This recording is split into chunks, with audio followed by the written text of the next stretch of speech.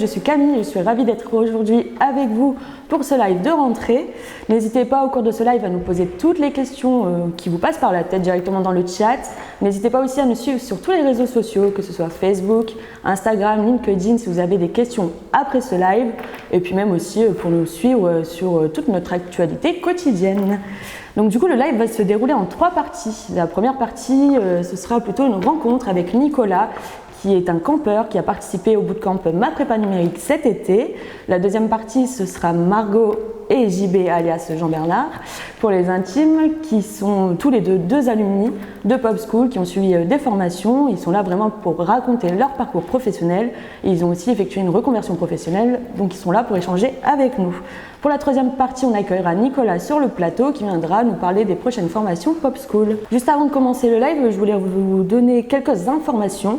Donc déjà sur le fait qu'on parle beaucoup du numérique, mais c'est une filière qui recrute énormément, puisque actuellement 80 000 emplois sont toujours non pourvus, et ce sont des chiffres qui viennent de l'Institut Montaigne, et c'est pour ça qu'on parle aussi de pénurie de talent. Donc la pénurie de talent, ça touche toutes les entreprises du territoire, et c'est pour ça aussi qu'on aborde les talents cachés, que vous pouvez retrouver un peu partout sur les réseaux sociaux.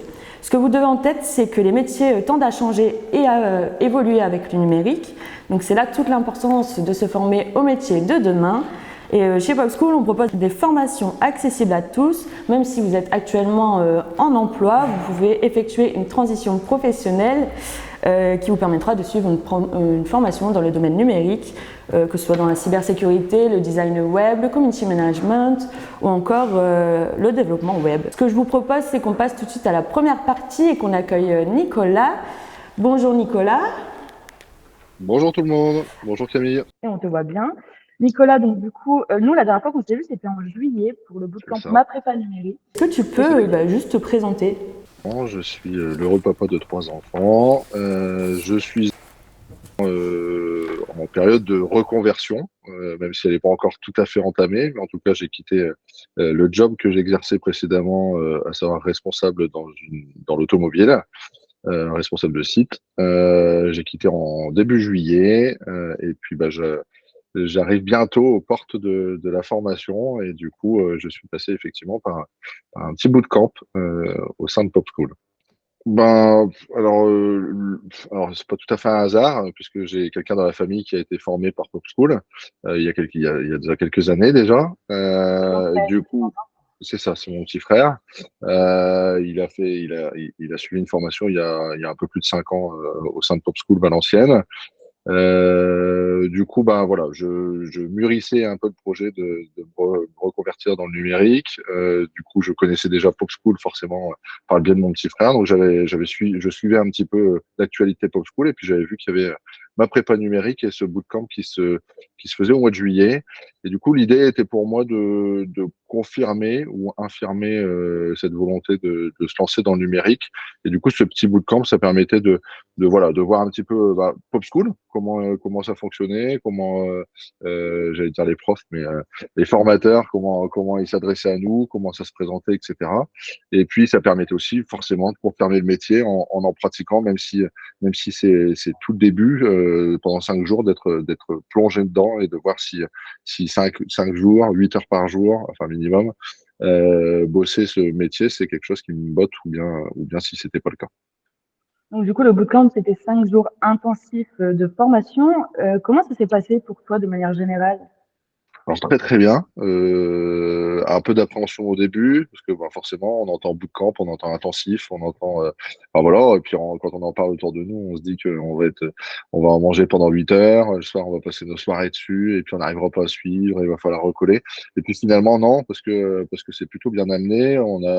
On découvre tous les jours. Alors forcément, ça reste de l'intensif. Il faut quand même emmagasiner assez vite, mais on découvre de nouvelles fonctions, mais une nouvelle compétence, même si elles sont toutes petites. C'était le début, hein, c'est juste un petit bout de camp de découverte, mais malgré tout, en 5 jours, je trouve qu'on a été super vite, puisqu'au bout de 5 jours, on était capable de réaliser une page, enfin plusieurs pages web, un petit site, quoi, enfin, avec une navigation, une arborescence, etc. Donc voilà, en 4-5 jours, on se rend compte qu'on arrive à déjà faire pas mal, donc on se dit que en 5-6 mois, ça doit vraiment donner. Donc, ça donne vraiment une belle idée de ce qui nous attend derrière.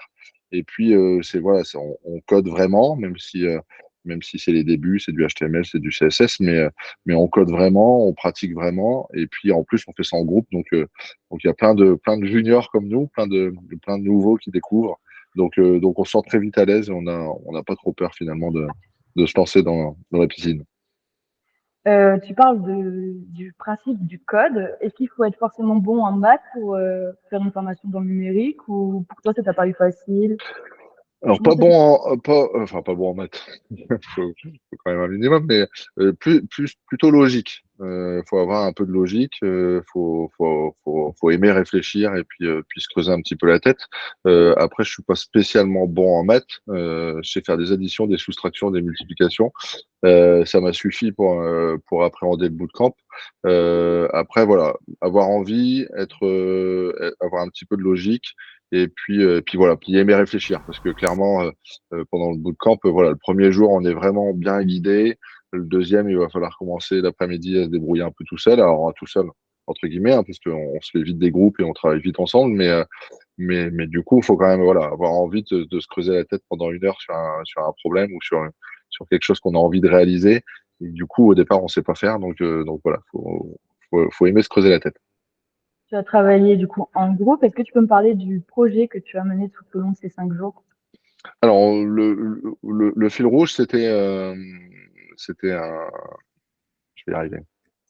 Un, c'est pas un concert, aide-moi, Camille. Un festival, merci.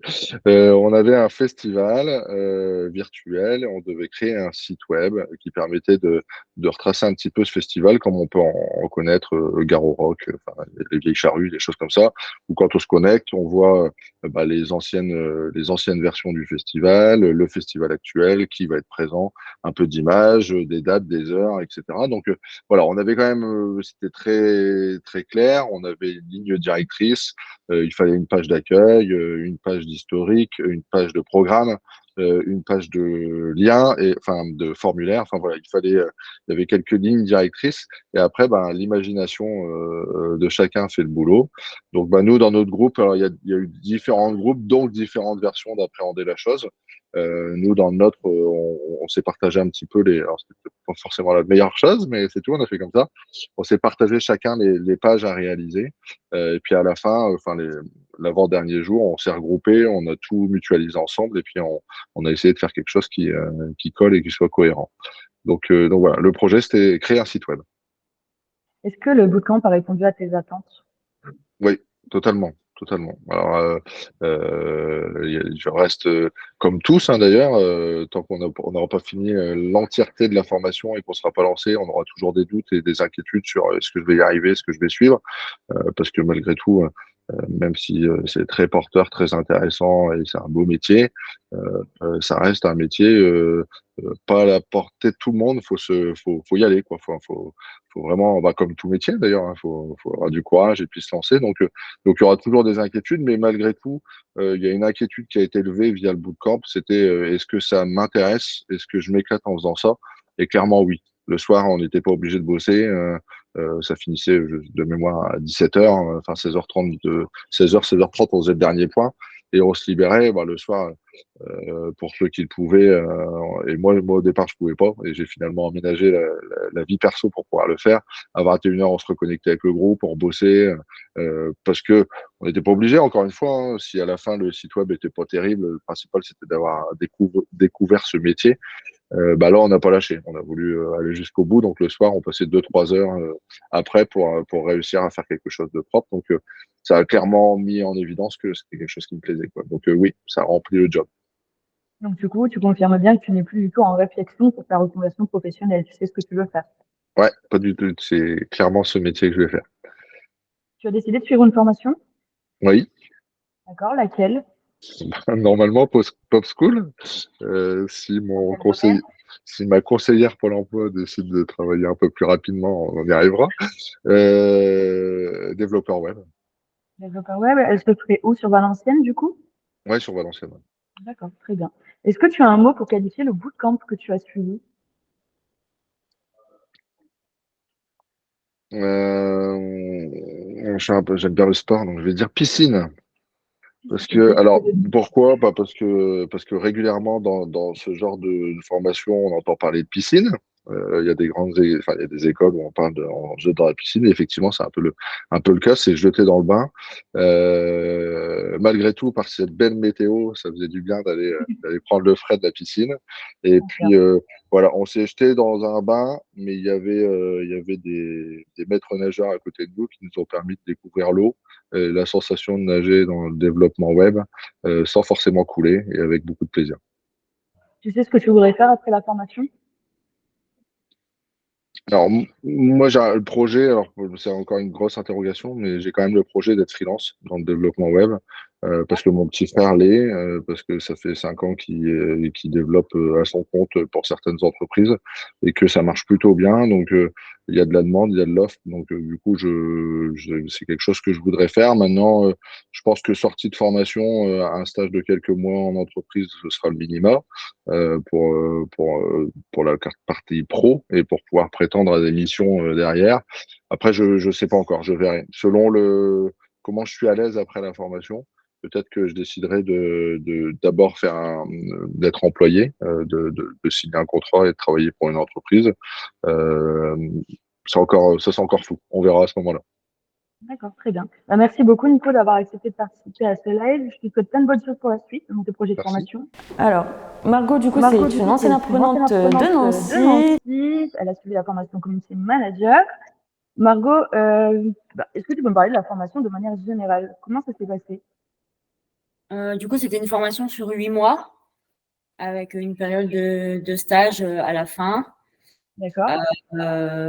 Après, ça s'est très bien passé. C'était une formation très, très, très complète. Où on a abordé vraiment énormément de thématiques et de problématiques liées au métier du coup de community manager. Après, voilà, c'était long, donc du coup, c'est dur à résumer en peu de phrases parce qu'on a vu énormément de choses pour le coup. On a déjà eu l'occasion d'échanger toutes les deux. Tu m'avais dit que tu avais de l'aisance rédactionnelle. Est-ce que tu peux confirmer que c'est un atout pour exercer le métier de community manager? Oui, parce qu'il y a toute une partie du coup rédaction de légendes liées aux posts sur les réseaux sociaux, ou même pour la partie création d'articles de blog, site internet, etc. Où en effet c'est important, c'est un plus en tout cas. De manière générale, qu'as-tu appris durant la formation? Sur quel logiciel tu as travaillé? Alors, on a appris, donc on a une grosse partie de montage vidéo, du coup, sur CapCut. Après, on a pas mal étudié donc chaque réseau social, pas tous les réseaux sociaux, mais en tout cas les principaux. Donc, on a étudié aussi réseau social par réseau social. Je réfléchis, Après, c'est pas mal d'outils, mais vraiment liés plus au travail en interne, en fait, à côté organisation, etc., qui sont liés au métier de CM. Tu as effectué un stage, du coup, qui est obligatoire dans la formation que tu as suivie. Où l'as-tu fait et qu'as-tu fait durant ce stage? Donc, du coup, je l'ai fait chez un tatoueur qui avait juste un compte Instagram de base, mais qui avait laissé tomber sa com totalement parce que ça ne l'intéresse pas, il n'avait pas le temps. Donc, voilà, il avait créé le compte, il publiait une fois par mois et c'est tout. Donc, du coup, on a relancé le compte Instagram, créé une page Facebook liée au compte Instagram et un TikTok. Donc, après, voilà, on a tout mis en place. Ça a été de la création de planning éditorial. Donc, il y a eu vraiment une première partie du stage où ça a été de l'organisation pour voilà, tout mettre en place, que tout soit réglo. Et après, ça a été énormément de création de contenu, du coup. Donc toi, du coup, tu étais à la Fabrique numérique de Nancy. De manière générale, comment était l'ambiance entre les formateurs, les apprenants, et même entre les apprenants eux-mêmes, en fait? Elle était trop bien. On a eu, je ne sais pas ce qu'il en est pour les autres fabriques, du coup, mais en tout cas, à Nancy, on a eu énormément de chance, que ce soit avec notre formateur, avec les apprenants entre nous, en tant que CM, avec l'autre formation qui se déroulait en même temps que la nôtre, le formateur de l'autre formation. Enfin, voilà, au niveau de la fabrique, vraiment, tout le monde s'aidait. Il y avait une super ambiance, c'était vraiment très, très cool. Est-ce que tu peux dire, du coup, que la formation a répondu à tes attentes? Oui. Oui. Oui. Et si tu avais un conseil à donner à quelqu'un qui voudrait se lancer dans le numérique, devenir community manager, tu lui dirais quoi? De se lancer. C'était bête, mais non, mais de pas trop réfléchir. En tout cas, de faire confiance à Pop School pour le coup, parce que ça a été top du début à la fin sur tous les aspects, voilà, pour répondre aux questions, etc. Il y a toujours quelqu'un, donc vraiment, c'est validé. Donc aujourd'hui, pour revenir à ce qui se passe actuellement, c'est que tu as ouvert ton entreprise. Il me semble que ça fait 1 mois, voire 2 mois que c'est actuel. 1 mois, C'est ça? ouais. 1 mois. Ouais. Est-ce que tu peux nous en parler? C'est quoi ton entreprise en fait? Alors, donc du coup, ouais, j'ai lancé mon entreprise à la fin de la formation, hein, j'ai un peu enchaîné. Donc je propose ces 3 piliers. En fait, j'ai essayé de distinguer 3 piliers bien distincts. On a le premier qui est vraiment la partie community management, donc gestion des réseaux sociaux pour les entreprises. On a une partie rédaction web, puisque tu le disais tout à l'heure, c'est vrai que j'ai un affect particulier avec l'écriture, donc j'en profite aussi pour le mettre en avant. Et un 3e pilier qui est vraiment la création visuelle graphique. Donc, ça va de la création de visuels pour les réseaux sociaux à de la création d'identité visuelle pour des marques, des entreprises, donc tout ce qui va être logo, etc. Donc au quotidien, c'est quoi finalement au sein de cette boîte? Là, pour le moment, vu que c'est le début, c'est beaucoup de démarchage pour le moment. Après, je continue à travailler avec la personne chez qui j'ai fait mon stage et qui est resté donc mon client. Mais donc, voilà, il y a encore là pour le moment une grosse partie démarchage et administrative. Et après, c'est de la prospection, c'est des rendez-vous clients, pas mal d'audits de comptes. Donc, faire le point et voilà. Est-ce que tu es satisfaite de ce que tu fais aujourd'hui? Est-ce que c'est là où tu voulais en arriver? Ouais, si on m'avait dit il y a 1 an que j'en serais là aujourd'hui, j'aurais ri. Mais oui, totalement. Très contente. Toi, du coup, tu as effectué aussi une reconversion professionnelle. Tu n'étais pas du tout dans ce domaine-là avant. Est-ce que tu peux nous parler un peu de cette reconversion? Ouais, mais du coup, j'ai travaillé pendant plusieurs années dans l'hôtellerie-restauration. J'ai fait un peu tous les postes. Voilà, la polyvalence dans le domaine est importante, donc j'étais à peu près à tous les postes. Et fin d'été dernier, à la fin du dernier contrat que j'ai fait dans ce domaine-là, j'ai décidé donc d'arrêter, de me poser, de prendre le temps de réfléchir à ce que je voulais vraiment faire, ce qui me plaisait. Et voilà, après pas mal de réflexions, en fait, toutes les pistes menaient un peu à ce métier. Et donc, j'ai eu beaucoup de chance, puisqu'en cherchant une formation, le timing était parfait avec la formation qui commençait à Nancy et tout s'est enchaîné très naturellement. Donc, j'ai eu beaucoup de chance du coup. La formation community manager, c'était celle que tu voulais absolument faire ou tu ne savais pas forcément où te lancer avant dans le domaine numérique? Non, c'était celle que je voulais faire. Du coup, à l'aisance rédactionnelle que tu avais déjà, c'est ça? C'est ça, et au fait que, par exemple, quand j'étais réceptionniste dans certains établissements, je gérais aussi en partie les réseaux sociaux des établissements dans lesquels je travaillais. Donc, j'avais déjà eu un aperçu, entre guillemets, de ce métier-là. Et voilà, c'était des tâches qui me plaisaient. Du coup, ça a beaucoup aidé pour le choix de la formation. D'accord, très bien. Merci Margot d'avoir accepté d'être présente pour ce live de rentrée. Plein de bonnes choses pour toi aussi pour la suite. Merci beaucoup. Salut. Salut. Bon, donc on dit que c'est bon. Impeccable. Donc JB, bon, moi je te connais bien, donc je me permets de t'appeler JB. Est-ce que tu peux te présenter s'il te plaît? Bah oui, je m'appelle Jean-Bernard, j'ai 40 ans et je suis de Valenciennes. Est-ce que tu peux me parler un peu de toi? C'est quoi ton parcours? Alors moi j'ai eu plusieurs vies dans ma vie. Alors entre autres j'ai été laborantin, j'ai été commercial et j'ai aussi, on va dire, fait un petit tour en gendarmerie. Tu as effectué 2 formations du coup chez Pop School. Est-ce que tu peux me dire lesquelles? Alors moi j'ai fait en fait en premier lieu une formation administrateur des infrastructures sécurisées. D'accord. En fait c'est à Pop School Valenciennes. D'accord. En fait c'est une formation avec comme une formation de niveau en fait bac+3. Et là, j'ai fait en fait un module de spécialisation architecte réseau et cybersécurité. Pourquoi tu as choisi ce type de formation? Parce que en fait, mon projet professionnel, c'est de partir dans la cybersécurité pure. Mais moi, je me suis toujours dit que pour connaître en fait la sécurité, il faut déjà savoir comment administrer un réseau. C'est pour ça que j'ai commencé en fait la formation chez Pop School en admin, pour ensuite partir en cyber. Du coup, est-ce que tu peux dire que la sécurité te passionne toujours autant, vu que tu as encore choisi ce domaine en formation? Oui, parce qu'en plus, en fait, à la fin de mon stage, en fait, pour mon module de spécialisation, je vais intégrer en fait une formation niveau master, en fait, pour être dans la cybersécurité pure. D'accord. Et ce sera où? Ça sera à 2ITech Academy et ça sera en fait en alternance avec vous.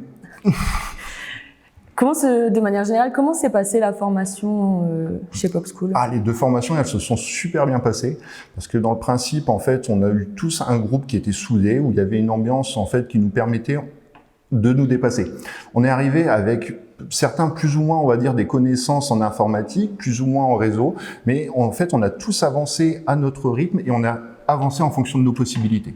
Est-ce que tu peux me citer un exemple de de travail qui a pu te marquer, un projet au cours des 2 formations? Ouais, je peux en citer même 2.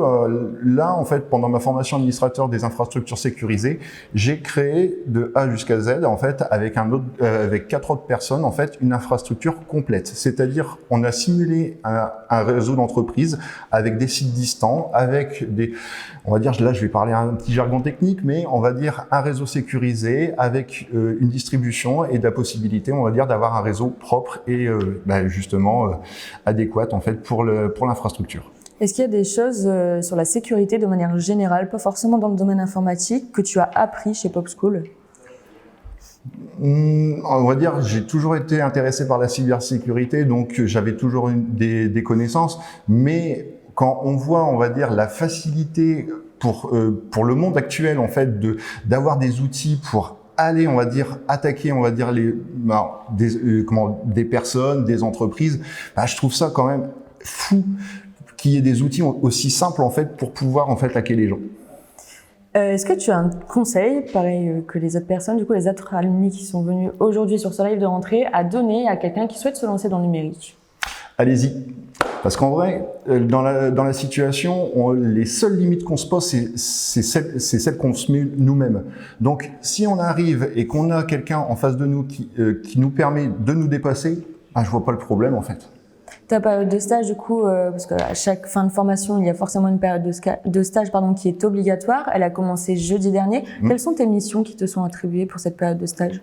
Là, pour mon stage, en fait, j'ai administré et à créer en fait la politique de sécurité du système d'information. C'est-à-dire en fait gérer tout le cadre réglementaire en fait pour la sécurité du système informatique. Et ça correspond à quoi du coup? Parce que là, j'ai l'impression que tu me parles anglais.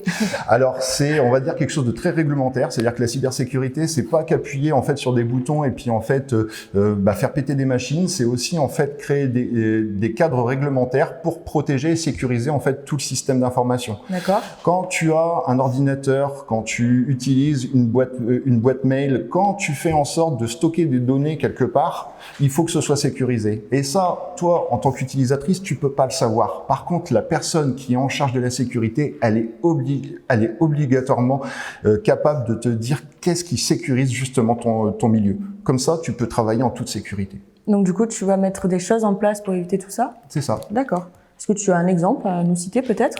Peut-être un logiciel que tu as même déjà installé Là, en fait, on a l'utilité d'un coffre-fort de mots de passe pour stocker en fait tous les mots de passe sur les sites web en fait et aussi on va dire sur les adresses mail. Et là, en fait, on va amener à faire que les utilisateurs l'utilisent beaucoup plus. D'accord. Qu'est-ce que tu souhaites faire du coup par la suite? Je suppose toujours dans le domaine de la sécurité, mais quoi concrètement? Oui, alors moi je suis intéressé par l'audit et la formation, donc je me laisse encore le temps de savoir exactement vers où je vais me diriger. Maintenant, l'audit peut être intéressant aussi puisqu'il y a toujours la sensibilisation aux utilisateurs sur les nouveaux outils. Tu as effectué du coup aussi une reconversion professionnelle. C'est ça. Est-ce que tu as eu des aides financières pour ta formation, enfin tes formations? En fait, moi, mes formations que j'ai faites, elles ont été financées par Pôle emploi et par la région. D'accord.